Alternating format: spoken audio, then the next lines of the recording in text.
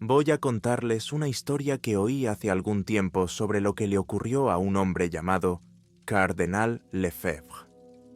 Puede que su nombre les resulte familiar, pero ¿nadie tiene idea de lo que voy a contarles?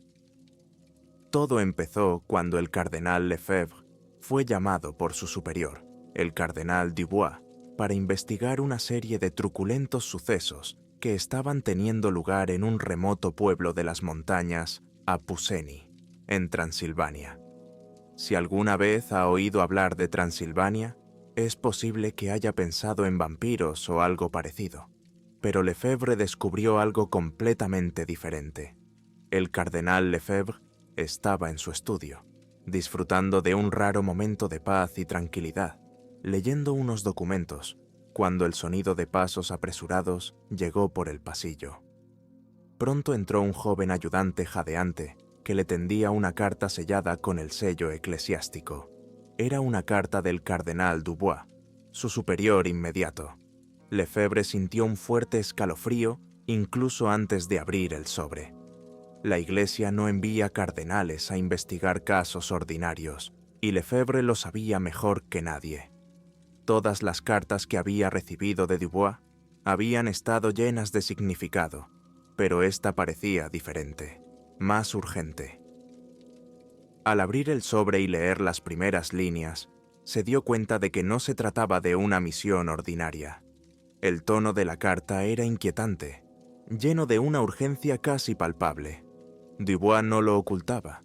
En una remota aldea de Transilvania estaba ocurriendo algo terrible que había que resolver urgentemente, y Lefebvre era el hombre elegido para ello. Las palabras que parecían saltar del periódico le hicieron un nudo en el estómago mientras leía. Las descripciones de muertes violentas eran vagas, pero suficientes para ponerle nervioso. No tenía elección. Sabía que cuando la Iglesia llamaba, no había lugar para dudas ni vacilaciones. El peso de la responsabilidad recaía sobre sus hombros y tenía que dejar todo lo que estaba haciendo. Con la carta en la mano, comenzó a prepararse para el viaje, dándose cuenta de que se enfrentaba a algo más allá de todo lo que había encontrado antes. El viaje a los montes Apuseni fue largo y tedioso. El cardenal Lefebvre, acostumbrado al lujo del Vaticano, se encontró inmerso en un paisaje completamente distinto. Las carreteras eran estrechas y sinuosas.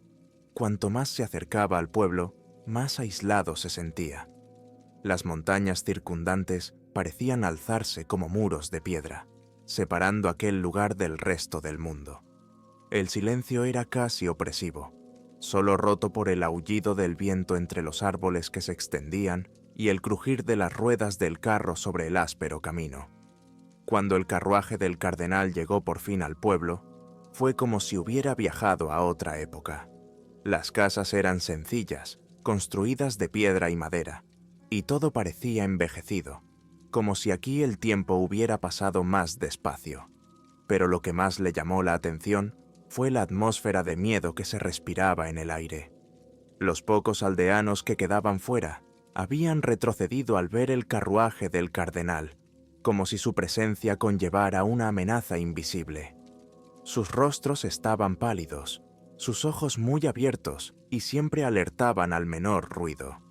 Lefebvre ya se había encontrado antes con situaciones aterradoras, pero esta era diferente. No era el miedo habitual que siente la gente ante lo desconocido o el peligro. Se trataba de un miedo profundamente enterrado, arraigado, que parecía apoderarse de las entrañas de aquellos hombres. Evitaban el contacto visual. Hablaban entre ellos en voz baja, como si el mero hecho de hablar en voz alta pudiera atraer a una persona no deseada.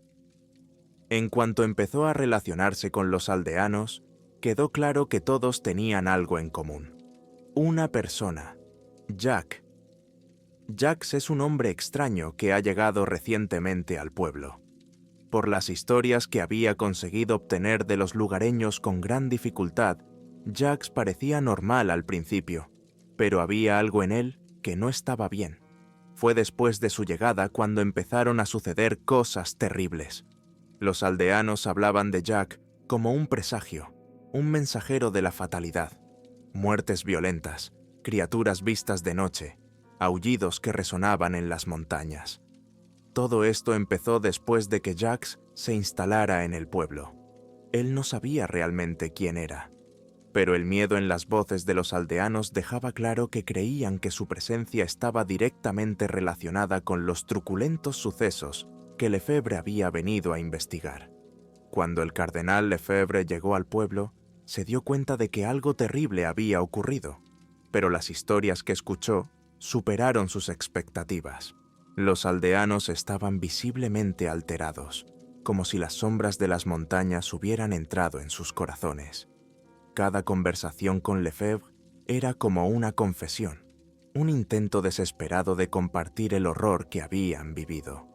Una noche, mientras el sonido del viento frío resonaba en las calles desiertas, uno de los residentes, un anciano llamado Pierre, se le acercó. Pierre tenía el aspecto de un hombre que lleva una gran carga, como si guardara terribles secretos. Después de mucha persuasión, finalmente habló. Pierre contó que una noche le despertaron unos gritos agónicos procedentes del bosque que rodeaba el pueblo. Al principio pensó que eran animales salvajes, pero los gritos eran humanos, desesperados y llenos de terror. Sintiendo un escalofrío que le recorría el cuerpo, Pierre cogió la linterna y corrió hacia el bosque. Cuando llegó a la linde del bosque, presenció una escena que describió con una claridad alarmante. La criatura, cuyo contorno era difícil de distinguir en la oscuridad, forcejeaba con uno de los aldeanos tendido en el suelo. Era enorme, dijo casi en un susurro. Tenía unos ojos que brillaban en la noche como ascuas infernales. Agarró al hombre por la boca como un lobo agarra a un conejo, y despojado de toda fuerza, lo arrastró hacia el bosque. Pierre, como si reviviera la escena en su imaginación, se quedó helado, y un escalofrío involuntario recorrió su cuerpo. Continuó diciendo que estaba paralizado por el miedo y que no podía hacer nada para ayudar. Lo único que pudo hacer fue contemplar impotente cómo la criatura desaparecía entre los árboles, llevándose a su víctima a lo más profundo del bosque. El silencio que siguió fue aún más aterrador que los gritos. Al día siguiente, con el corazón encogido, Pierre y algunos de los aldeanos más valientes se adentraron en el bosque en busca del hombre desaparecido. Lo que encontraron no hizo sino aumentar el horror que se apoderaba del pueblo. En el suelo, entre ramas rotas y hojas muertas, yacían los restos destrozados de la víctima. Sus ropas estaban desgarradas, manchadas de sangre seca, y partes de sus cuerpos parecían haber sido devorados por un animal salvaje. No había visto nada tan horrible en mi vida. Los ojos del oyente se llenaron de lágrimas y su voz tembló al transmitir la atmósfera de horror de forma tan vívida que el oyente casi podía oler el olor húmedo del bosque mezclado con el aroma metálico de la sangre. Los demás aldeanos confirmaron el relato de Pierre, pero ninguno se atrevió a entrar en detalles. Parecía que contar lo sucedido podría traer de vuelta a la criatura. Su miedo era profundo, visceral, y todos sentían que no era la muerte en sí lo que les asustaba, sino el misterio y el poder incomprensible de la criatura que ahora vagaba por el pueblo. Un sentimiento de impotencia ante un mal al que no podían enfrentarse ni comprender estaba claramente presente en cada uno de ellos. Con cada nuevo testimonio que Lefebvre escuchaba, sentía crecer el peso de la responsabilidad. Sabía que esas muertes brutales no eran solo asesinatos, eran signos de algo mucho más oscuro y antiguo, algo que escapaba a la comprensión humana. Y lo peor de todo es que aún no sabía a qué tendría que enfrentarse. Después de escuchar todos estos inquietantes relatos de muertes violentas, el cardenal Lefebvre se dio cuenta de que debía ir directamente a la fuente de este misterio. Jacques, el hombre al que tanto temían los aldeanos, era la clave para comprender lo que estaba ocurriendo. Lefebvre no tenía elección. Tenía que averiguar quién o qué era realmente Jacques. Una mañana, Lefebvre decidió ir a casa de Jack. Empezó a preguntar a los lugareños dónde se encontraba exactamente la casa de Jack. Muchos se mostraron evasivos, pero finalmente se le acercó un hombre que parecía tan asustado como los demás. En voz baja y vacilante, dijo que sabía dónde vivía Jack. La casa estaba en un lugar apartado, en medio del bosque, lejos del pueblo. El residente describió la casa como una estructura extraña y sombría que parecía fuera de lugar en el mundo. También añadió que Jack permanecía sentado dentro todo el día, sin salir casi nunca, como si ocultara algo. Sin embargo, cuando Jack dijo que pretendía entrar en la casa, el hombre se sobresaltó. Sus ojos se abrieron de par en par y agarró con fuerza la mano del cardenal, rogándole que reconsiderara su decisión. «No debe ir», dijo casi con pánico. «Podría ocurrirle algo muy malo. Jack no es normal». A pesar de esta advertencia, Lefebvre sabía que su trabajo era investigar el caso y no podía dejar que el miedo le paralizara. Sin embargo, la idea de encontrarse con Jack en aquel lugar extraño y aislado le ponía nervioso. Entonces, tomó una decisión inusual para un cardenal. Decidió llevar consigo una pistola. Jack no era un hombre violento, y menos aún acostumbrado a llevar pistola. Pero Lefebvre sabía que esta misión era diferente de cualquier otra a la que se hubiera enfrentado antes. La pistola era su último recurso, un símbolo de su determinación para sobrevivir a lo que le esperaba en aquella casa. Con la pistola escondida bajo la ropa, se sintió un poco más tranquilo, pero el miedo seguía rondando en el fondo de su mente. El viaje hasta la casa de Jack fue largo y solitario, pero sabía que no había vuelta atrás. Tenía que descubrir la verdad, costase lo que costase. A la mañana siguiente, Lefebvre se levantó con la firme intención de ir a ver a Jack. La tensión en el pueblo parecía filtrarse en su sueño, y sabía que tenía que encontrarse con el hombre al que todos temían.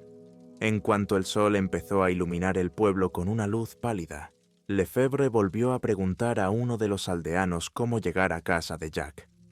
Este, con expresión preocupada en el rostro, le indicó la dirección correcta, repitiendo tal vez su advertencia de que tuviera cuidado. El camino era largo y sinuoso y se alejaba cada vez más del pueblo. El camino se estrechaba a medida que se adentraba en el denso bosque. Los altos y retorcidos árboles parecían cerrarse a su alrededor, y solo el sonido de sus pasos sobre las hojas secas rompía el silencio. Cuando por fin vio la casa de Jack, parecía tan extraña como la habían descrito los aldeanos. Era un edificio viejo, medio escondido entre los árboles, con ventanas pequeñas y una enorme puerta de madera que parecía no abrirse nunca. Lefebvre se acercó con cautela y llamó a la puerta, y el sonido del golpe resonó en la casa como un presagio. Tras un momento de inquietante silencio, la puerta se abrió, pero solo por una rendija. Jack se quedó fuera de la puerta, mirando por el hueco como si no quisiera que nadie viera lo que había dentro. La escasa luz que entraba de la casa apenas iluminaba su rostro, pero el cardenal pudo distinguir sus ojos fríos y desconfiados. Jack le preguntó qué necesitaba. El cardenal le explicó que estaba investigando los sucesos del pueblo y que quería hacerle algunas preguntas. Jack se escuchó, pero no pareció ni sorprendido ni preocupado por lo que Lefebvre decía. Dijo que no sabía nada de los muertos y que rara vez venía al pueblo. Su voz era tranquila, casi indiferente, como si nada de aquello le preocupara. Sin embargo, Lefebvre se fijó en algo. Las manos de Jack, que sujetaban firmemente la puerta, estaban sucias, y bajo las uñas se veía una mancha rojiza como de sangre seca. La conversación fue breve. Jack no dio muchas respuestas, permaneciendo vago y distante. Cuando por fin se cerró la puerta, Jack se quedó quieto un momento, reflexionando sobre lo que había oído.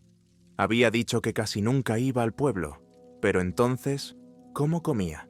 Se dio cuenta de que en los alrededores de la casa no había ni rastro de cultivos ni de animales, lo que hacía que todo aquello resultara aún más extraño. De vuelta en el sinuoso camino a través del bosque, Lefebvre estaba seguro de que Jacques ocultaba algo. Tenía que seguir investigando. Decidió que, una vez de vuelta en el pueblo, se pondría en contacto con su asistente en el Vaticano para averiguar el pasado de Jacques. Había algo profundamente inquietante en aquel hombre, y Lefebvre sabía que descubrir la verdad sería crucial para desentrañar el misterio que acechaba al pueblo. A medida que pasaban los días, Jacques empezó a sentir la presión. Sabía que la presencia del cardenal Lefebvre en el pueblo no era casual. Lefebvre había venido a investigar, y si revelaba la verdad, Jacques se daría cuenta de que su secreto estaba condenado. Tenía que actuar antes de que fuera demasiado tarde. Esa noche, mientras el pueblo dormía al amparo de la luna creciente, Jacques decidió que era hora de actuar. Tenía que averiguar dónde se alojaba Lefebvre y lo que sabía. En silencio, Jacques se abrió paso a través del denso bosque, evitando los caminos principales que lo delatarían. Conocía bien el terreno, moviéndose como una sombra entre árboles y arbustos hasta acercarse a la posada donde se alojaba el cardenal. Oculto tras un gran roble, Jacques observó la casa con sus ojos fríos y atentos. Las luces del pueblo estaban casi todas apagadas, excepto una ventana iluminada de la posada. A través del cristal pudo distinguir la silueta de Lefebvre sentado ante su escritorio, inmerso en papeles y documentos. Jacques sabía que Lefebvre estaba investigando, y la situación se volvía cada vez más peligrosa para él. Mientras Jacques espiaba en la oscuridad, Lefebvre, en la posada, recibió por fin la información que había solicitado a su ayudante en el Vaticano. El contenido del mensaje conmocionó al cardenal. Jacques, un hombre del campo, extraño y retraído, tenía un oscuro pasado. Era un fugitivo, sospechoso de haber hecho desaparecer a 5 personas en el pueblo donde vivía antes de refugiarse en las montañas. Las autoridades nunca habían podido atraparlo, pero las pruebas apuntaban claramente hacia él. Lefebvre reflexionó sobre este descubrimiento con creciente preocupación. Por fin empezaba a ver el cuadro completo. Jacques había huido a este pueblo remoto para escapar de su pasado y seguir escondiéndose. Pero ahora todo tenía sentido. Las brutales muertes, las escalofriantes historias y el extraño comportamiento de Jacques indicaban que era algo más que un hombre que trataba de escapar de la justicia. Lefebvre, aún sumido en sus pensamientos, se preguntaba cómo Jacques era capaz de sobrevivir en aquella casa aislada, sin cultivos ni animales y saliendo raramente al pueblo. El cardenal no se percató de que Jacques estaba fuera observándole atentamente, dándose cuenta de que Lefebvre se acercaba cada vez más a la verdad. El corazón del cardenal se aceleró mientras pensaba qué hacer a continuación, pero no era consciente de que todos sus movimientos estaban siendo vigilados. Jacques, oculto en las sombras, sabía que Lefebvre era ahora una amenaza directa y que debía ser eliminado. Mientras Lefebvre reflexionaba, Jacques ya había tomado una decisión. Para mantener su secreto, no debía salir vivo del pueblo. El cardenal no sabía que había caído presa de Jacques y que bien podría convertirse en su próxima víctima antes del amanecer. Aquella noche, la luna llena iluminaba el pueblo con un resplandor plateado y ominoso, proyectando largas sombras sobre las calles desiertas. Jacques, que había estado observando a Lefebvre toda la noche, se dio cuenta de que se acercaba el momento de actuar. Cuando el reloj de la iglesia dio la medianoche, una aterradora transformación se apoderó de su cuerpo. Se retorció de dolor en el suelo. Sus huesos se alargaron y su piel se estiró hasta convertirse en una horrible criatura, un hombre lobo. A la luz de la luna llena, se había transformado en una bestia viciosa y maldita, y ahora su único objetivo era deshacerse de cualquiera que pudiera revelar sus secretos. En su nueva forma monstruosa, Jacques corrió por el bosque hacia la posada donde se alojaba Lefebvre, con su corazón de animal latiendo furiosamente sus sentidos agudizados, captando cada sonido y olor a su alrededor. A medida que se acercaba al pueblo, los perros, que ya percibían la presencia de la criatura, empezaron a ladrar frenéticamente, resonando en el silencio de la noche. Lefebvre, que estaba revisando los documentos que había recibido, oyó el ruido y sintió un fuerte escalofrío. Algo iba mal. Se levanta rápidamente y se acerca a la ventana para ver qué ocurre. Cuando descorrió la cortina y miró hacia afuera, se quedó paralizado por el miedo. Al otro lado de la ventana, a pocos centímetros de su cara, había una criatura, un monstruo de ojos brillantes y colmillos afilados, que le observaba con insaciable ferocidad. Lefebvre retrocedió de repente, con el corazón acelerado, y se desplomó en el suelo. Sabía que tenía que actuar con rapidez, o sería el fin. La criatura, ahora totalmente poseída por la rabia, asestó un golpe con sus garras, con una fuerza sobrenatural, a la puerta de la posada. Cada golpe resonó en toda la casa, dejando claro que la puerta no resistiría mucho tiempo. Lefebvre corrió hacia la escalera, recordando que había traído su pistola para protegerse, y se apresuró a subir. Sus pasos resonaron en la casa vacía. Cuando llegó al dormitorio, cogió la pistola y apuntó a la puerta con manos temblorosas, esperando el inevitable enfrentamiento. Sabía que solo tenía una oportunidad, y si fallaba, sería el fin. Los segundos parecían una eternidad, y Lefebvre esperó, oyendo crujir y romperse la madera a medida que la criatura se abría paso hacia el interior. Finalmente, con un crujido ensordecedor, la puerta de la posada fue derribada de una patada, y el monstruo irrumpió en el interior, subió las escaleras y se dirigió a la habitación donde Lefebvre estaba escondido.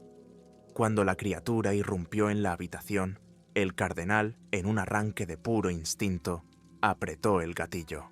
El disparo resonó en toda la casa y alcanzó al hombre lobo en el pecho. La criatura retrocedió bruscamente, aullando de dolor y sorpresa. Jack, que había subestimado al hombre lobo, pensó que el cardenal estaba tan indefenso como los aldeanos a los que había atacado antes. Pero esta vez se equivocaba. Asustado y herido, el hombre lobo dio media vuelta y desapareció en el bosque, desvaneciéndose en la oscuridad de donde había venido. Lefebvre, aún tembloroso, respiró hondo, contento de haber sobrevivido, pero también afligido por lo que acababa de vivir. Sabía que aún no había terminado. La criatura seguía ahí fuera, y lo que había ocurrido esta noche no era más que el principio de una pesadilla mucho mayor. Después del terrible ataque, Lefebvre no podía pensar con claridad. Sus pasos rápidos resonaban en el tranquilo pueblo mientras corría hacia la casa de uno de los líderes locales, un hombre llamado Armand, respetado por todos los residentes. Cuando llegó a la casa, sin aliento y aún en estado de shock, empezó a llamar urgentemente a la puerta, con el corazón latiéndole frenéticamente. Dentro, Armand ya estaba despierto, perturbado por los ominosos sonidos y los incesantes ladridos de los perros que resonaban en la noche. Sabía que algo terriblemente malo estaba ocurriendo y se le encogió el corazón al pensar que la criatura vagaba por el pueblo. Armand dudó en abrir la puerta, pero entonces oyó que el verdulero le llamaba insistentemente, rogándole que le dejara entrar. Siempre desconfiado, Armand se acercó a la ventana para ver si era realmente el cardenal. Al ver a un Lefebvre pálido y sudoroso, abrió rápidamente la puerta y le hizo pasar, como si huyera de la propia muerte.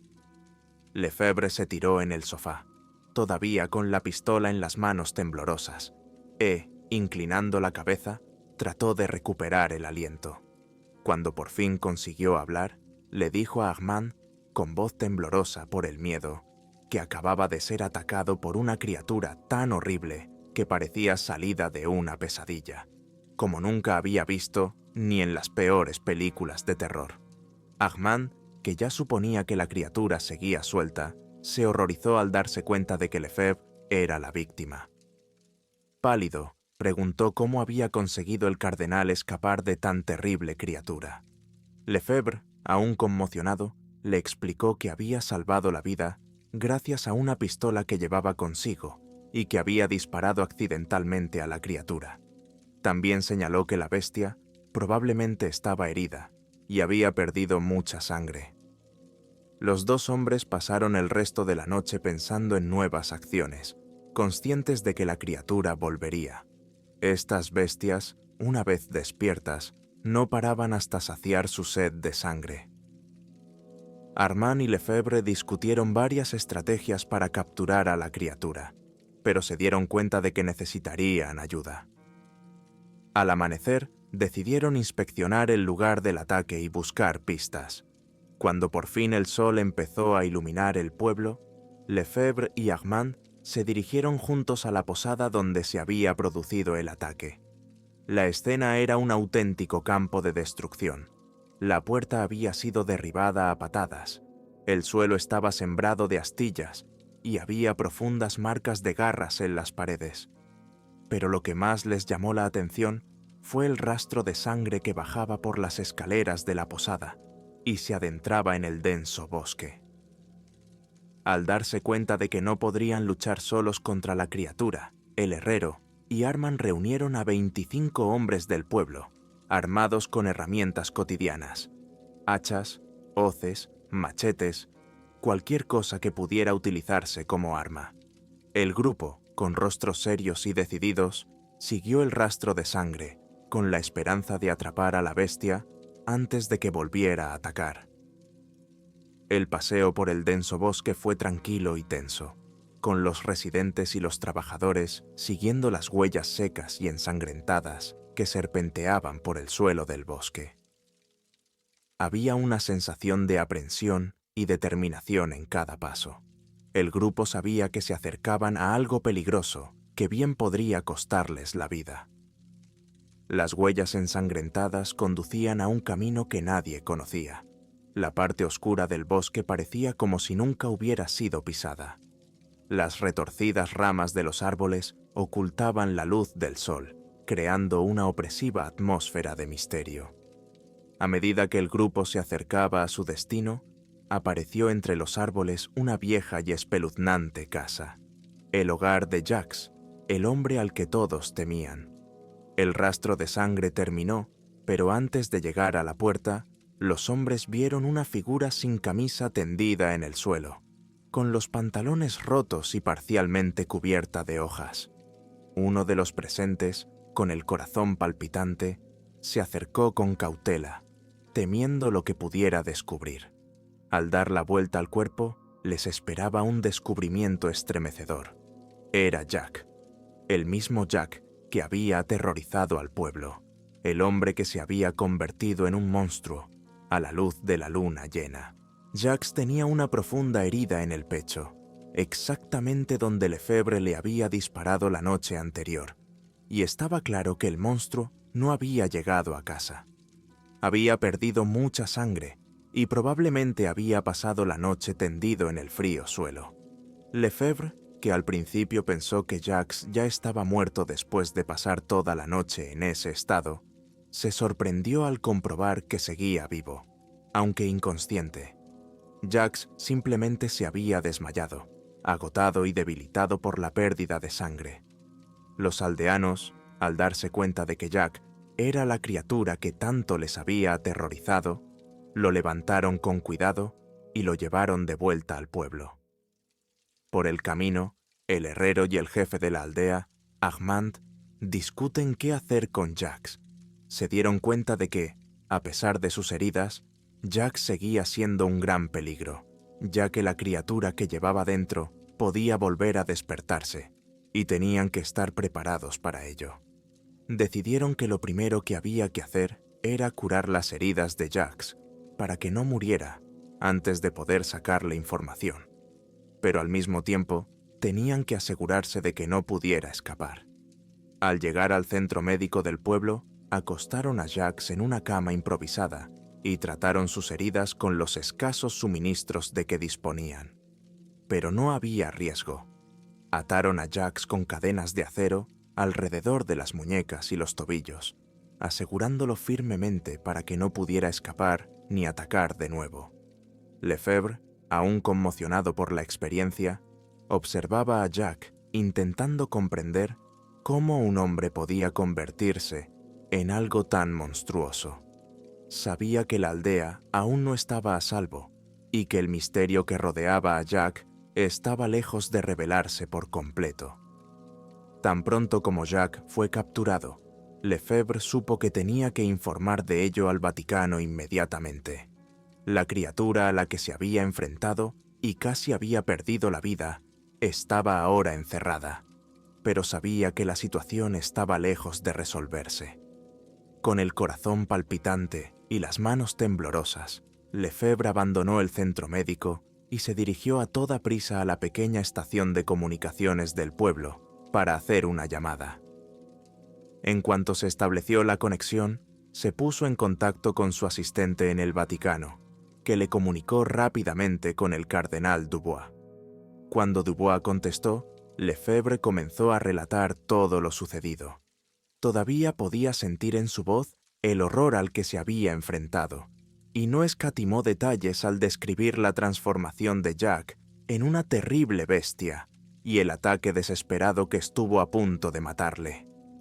Mientras Lefebvre hablaba, notó una vacilación en la voz de Dubois que nunca antes había notado. El cardenal Dubois, siempre caracterizado por la calma y la compostura, pareció distraído durante un breve instante.